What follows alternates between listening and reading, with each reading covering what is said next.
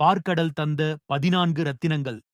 புராணக் கதைகளில் மிகவும் பிரம்மாண்டமானது. சமுத்திரமந்தன் எனப்படும் பார்க்கடல் கடைதல் நிகழ்வு. தேவர்களும் அசுரர்களும் சாகாவரம் தரும் அமுதத்திற்காக மந்தரமலையை மத்தாகவும் வாசுகி பாம்பை கயிறாகவும் கொண்டு பார்க்கடலை கடைந்தனர். அப்போது அந்த பெருங்கடலிலிருந்து வெளிவந்த 14 விலைமதிப்பற்ற ரத்தினங்களைப் பற்றித் தெரியுமா? வாருங்கள் பார்ப்போம்.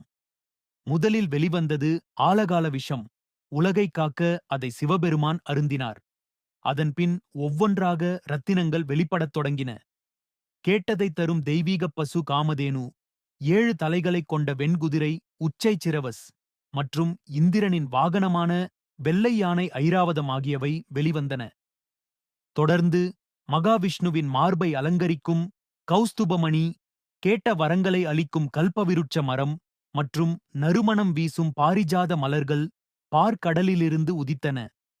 இதைத் தொடர்ந்து பேரழகு மிக்க தேலோக மங்கைரம்பை தோன்றினார்.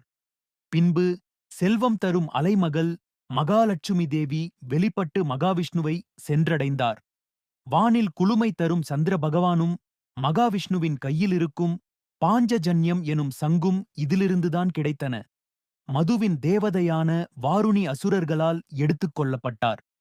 இறுதியாக தேவர்களின் மருத்துவர் தன் வந்திரி பகவான் கையில் அமுத கலசத்துடன் தோன்றினார். அந்த அமிர்தமே இந்த நீண்ட போராட்டத்தின் 14வது மற்றும் மிக முக்கியமான ரத்தினம்.